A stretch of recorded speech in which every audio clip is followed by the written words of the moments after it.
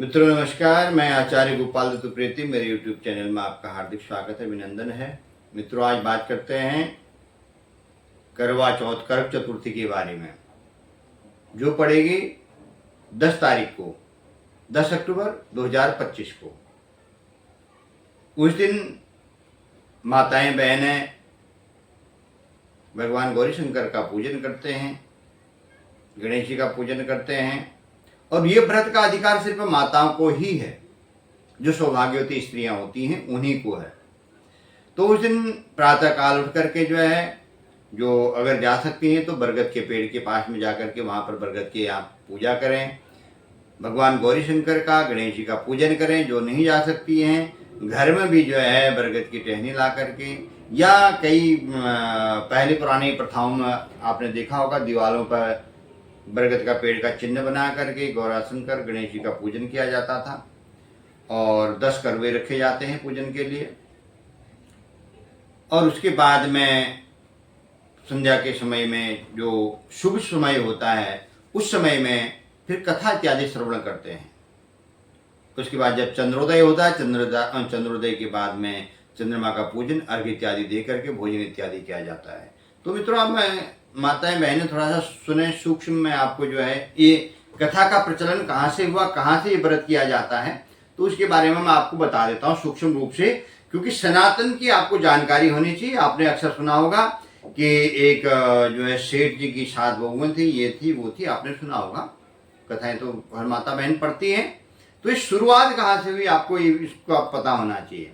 तो इसलिए इसके बारे में आपको अवश्य जानकारी होनी चाहिए। जब बात है महाभारत काल के समय की बात है, तो मानधाता कहते हैं कि इन जो अर्जुन थे, इंद्रकील पर्वत पर तपस्या करने के लिए चले गए, तो द्रौपदी को बड़ी चिंता हुई। मन में चिंता इसलिए हुई कि कहीं कोई विघ्न आएगा, बड़े शत्रु हैं, किस प्रकार से इनका तप पूरा होगा करके। तो वो भगवान से पूछती हैं, हे सखे, कृष्णा जो द्रौपदी हैं वो कृष्ण से पूछती हैं कि मैं कौन सा व्रत तप करूं कि जिससे मेरे पति का कार्य निर्विघ्न हो जाए।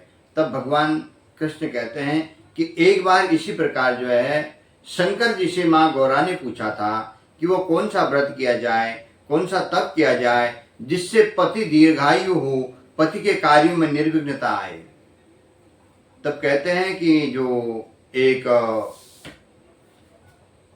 इंद्रप्रस्थ जो नगर है, उसमें एक वेद शर्मा नाम के एक ब्राह्मण थे। उनके 7 पुत्र थे और एक पुत्री थी, इरावती। तो वो बड़ी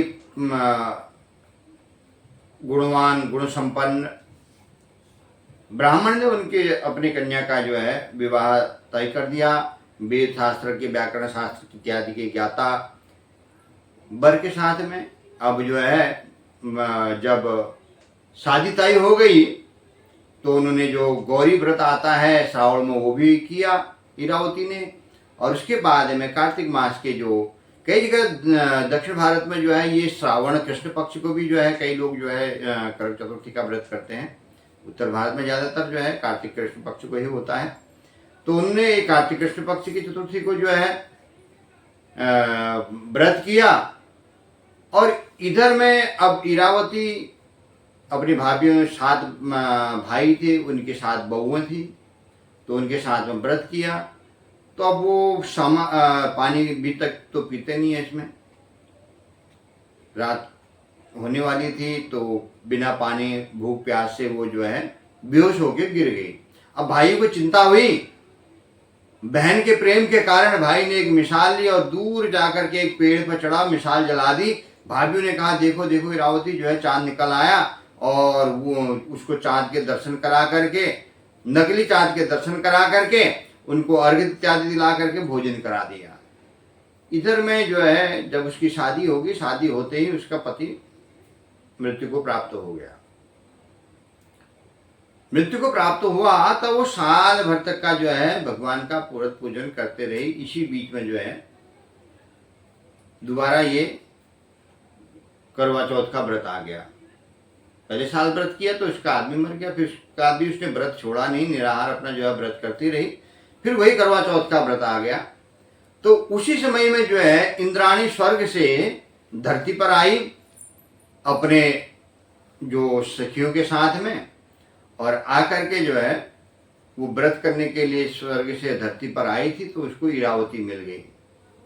इरावती ने इंद्राणी को सारा वृतांत सुनाया कि मैंने व्रत किया था, पूजन किया था, तो जिसके कारण जो है ये स्थिति हुई। तो इंद्राणी के साथ में मिलकर के उसने करवा चौथ का व्रत किया, भगवान गौरी शंकर का पूजन किया। अब जिस जगह पर इरावती के पति का शव रखा था, व्रत संपन्न होने के बाद में इंद्राणी सची देवी ने हाथ में जल लेकर के जल छिड़का और उसका पति जीवित हो गया। ये व्रत का प्रभाव था उसका, और वो अपने पति के साथ में फिर घर में रहने लगी, सुखमय पुत्र पौत्र इत्यादि से संपन्न हुई। इंद्राणी स्वर्गलोक को चली गई। तो भगवान कृष्ण कहते हैं, सूत जी कहते हैं शौनक इत्यादि मुनियों से कि इस प्रकार भगवान कृष्णचंद्र भगवान के वचनों को सुना, और जिस प्रकार से वो जो है इरावती ने व्रत किया, उसका मृत पति भी जीवित हो गया इस करवा चौथ के व्रत के प्रभाव से। इसमें व्रत के नियम है, प्रातः काल उठें, गंगा जल इत्यादि से थोड़ा सा जल मिला करके आप स्नान करें, और स्नान करने के बाद अपना देव पूजन इत्यादि जो नित्य प्रति करते हैं वो करें। अगर आसपास में कहीं बरगद का पेड़ हो, मंदिर में चले जाएं, वहां बरगद के पेड़ पर जो है भगवान गौरी शंकर का पूजन करें। शिवलिंग में जाकर के वहां पर जल इत्यादि चढ़ाएं, वहां पर जो है घी की जोत जला करके आए, जो भी प्रसाद बनता है भगवान को चढ़ा करके आए। उसके बाद में आप घर में आए, और घर में आने के बाद में जो 10 करवे रखे जाते हैं, 10 करवे रख करके और सौभाग्य का जो सामान होता है वो सामान रख करके पूजन करते हैं। पूजन का समय 10 तारीख को जो रहेगा दिन में 4:37 से 6:04 तक रहेगा। जो दोपहर के बाद का जो समय पूजन करेगा, जिस समय में जो माताएं बहनें कथा इत्यादि सुनती हैं, वो समय रहेगा 4:37 से 6:04 तक का शाम के समय में। तो उस समय में आप भगवान का पूजन करें, व्रत करें, कथा करें, और जो भी सौभाग्य का सामान रखा है, जो करवे रखे हैं, उनको वहाँ पर रख कर करें। अपना जो है कई लोग जो है गेहूं के करवे भर करके भी रखते हैं, ठीक है, तो वो रखें। और उसके बाद में कई माता बहनें पूजन करने के बाद में चाय इत्यादि पी लेती हैं, तो उसके बाद में आप पी सकती हैं। फिर जो चंद्रोदय का समय है वो 8:33 का है, तो कहीं 8:30 बजे, कहीं 8:15 बजे, इस तरीके से 5-10 मिनट के भीतर में ही जो है वो चंद्रोदय लगभग सभी जगह आपको चंद्रोदय दर्शन हो जाएंगे। उस समय में चंद्र को अर्घ्य दें, उनका पूजन करें, जो भी भोग सामग्री आपने बना रखी है उनको पूजन करें, और उन्हीं से चंद्रमा के दर्शन करके जो है वहीं पर पति का भी पूजन किया जाता है, पति को से आशीर्वाद लिया जाता है, पति की कामना लंबी आयु और दीर्घायु के लिए व्रत किया जाता है। उसके बाद में आप व्रत खोलें, और उस दिन ज़्यादातर, क्योंकि हम तो सामाजिक लोग हैं, हम ब्राह्मण आदमी हैं, समाज में जाते रहते, तो हमारी सामाजिक स्थिति होती है, अक्सर लोग जो है पति पत्नी संसर्ग करते हैं, उस दिन नहीं करना चाहिए। व्रत का नियम है, कोई भी व्रत हो, कोई भी पूजन हो, ब्रह्मचर्यत्व से रहना चाहिए। स्त्री अपने पति के लंबी आयु दीर्घायु के लिए और उसके जीवन में निर्विघ्नता के लिए पूजन करती है, तो पूर्ण रूप से पति पत्नी को ब्रह्मचर्यत्व जीवन में रहना चाहिए, तभी वो जीवन में जो है उस व्रत की सार्थकता होती है। और खाने में सबसे बड़ी बात है, उस दिन लोग आप पूजन तो करते हैं, तो पूजन में जो है कई लोग जो है लहसुन प्याज इत्यादि जो है खूब भक्षण करते हैं। उसके बाद में भैया चंद्रमा आ गया, चांद को दर्शन कर दिए, जल पिया नहीं, उसके बाद में होटल से जो है आप होटलों से बढ़िया बढ़िया खाना ऑर्डर करते हैं। अब होटलों का खाना बढ़िया क्या होता है हमें तो समझ नहीं आता है, हमें तो बिल्कुल समझ में नहीं आता है, लेकिन लोग करते हैं। तो उस दिन बिल्कुल अशुद्ध अन्न का जो है ग्रहण नहीं करना चाहिए, उससे व्रत भंग होता है आपका। जो सुबह से आप निर्जल रह करके इतना पुण्य कमाते हैं, यह दोनों कर्म करने से आपका जो है सब पुण्य नष्ट हो जाता है। एक अशुद्ध अन्न का भोजन नहीं करना चाहिए, घर में बना हुआ शुद्ध भोजन करें, लहसुन प्याज के बिना शुद्ध जो व्रत में खाया जाता है वही भोजन करें। और दूसरा जो है रात्रि में ब्रह्मचर्य जीवन से आप जिए तो आपका व्रत का फल है, अन्यथा भूखे रह के प्यासे रह करके कोई फल नहीं है। क्योंकि यह सनत कुमार और ये वामन पुराण में जो है यह चतुर्थी का व्रत का जो निरूपण किया है। सुहागन स्त्रियां इसीलिए करती हैं कि उनका सुहाग जो है अमर रहे, जब तक वो जीती रहे तब तक उनका सुहाग बना रहे। अगर आदमी नहीं है आप अच्छी चूड़ी नहीं पहन सकते हैं, बिंदी। अब आजकल मर्जी से जो मर्जी अब कर ले, कहते हैं कि भाई नहीं हम करते हैं, लेकिन सुहागन का जो है अपना जो धर्म होता है, पति के साथ ही उसका सब कुछ सुख दुख है। तो सुहागन स्त्रियों के लिए यह व्रत है।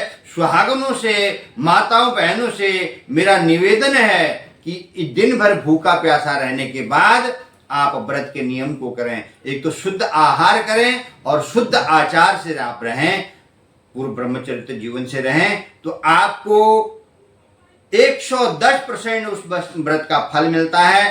अन्यथा आप उस व्रत को नियम से न करने के बाद और पाप के भोगी बनते हैं, क्योंकि दिन भर तो जो है वही वाली बात होगी, मुंह में राम राम बगल में छुरी।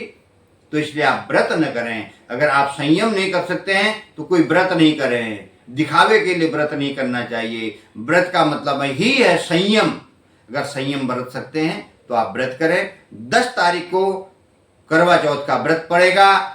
दिन में पूजन का समय 4:37 से 6:04 तक का है। चंद्रोदय का समय 8:30 से रात्रि में है चंद्र पूजन का। और प्रातः काल उठ करके जो है आपको नियम बता दिए हैं। और भगवान गौरी शंकर का, गणेश का इसमें पूजन होता है, उनका पूजन करें। सुहागन स्त्रियां जो है सुहाग का सामान ब्राह्मणी को आप दें, और जो अपनी सास हैं उनको भी लोग देते हैं। और एक जोड़ा जो है ब्राह्मणी को भी दिया जाता है, क्योंकि कोई भी व्रत या पूजन का जो है जो भी आपके कुल पुरोहित इत्यादि आते हैं उनको अवश्य देना चाहिए। क्योंकि जो है सास को तो देते ही देते हैं, लेकिन एक सुहागन का सामान जो है अपने कुल पुरोहित को भी देना चाहिए, तो इससे आशीर्वाद बना रहता है। क्योंकि व्रत आप, क्योंकि दान की सामर्थ्य, दान लेने की सामर्थ्य ब्राह्मण के अलावा किसी में नहीं है। तो इसीलिए जो शास्त्रों में लिखा हुआ है, शास्त्र में जो है वामन पुराण में भी लिखा हुआ है कि सुहाग का जोड़ा ब्राह्मण को दान देना चाहिए। मैं अपने मन से नहीं कर रहा हूँ, ब्राह्मणों करके, तो अन्यथा न लें। तो इसलिए जो है ये वामन पुराण में लिखा हुआ है। तो इसलिए जो है आप इस प्रकार से आप करें तो आपका मंगल है। और सभी जो बहनें हैं, माताएं हैं, सभी सौभाग्यवती रहे। और आपको अच्छी लगी वीडियो तो वीडियो को लाइक करें, सब्सक्राइब करें, शेयर करें। हमारे सनातन के अनुसार जो है नियम कर रहे हैं तो सनातन को फॉलो करें, यही हमारा प्रयास रहता है। इसलिए हम ब्राह्मण हैं, कड़वा बोलते हैं। अच्छा लगे बुरा लगे आपकी मर्जी। जय जय सिया राम।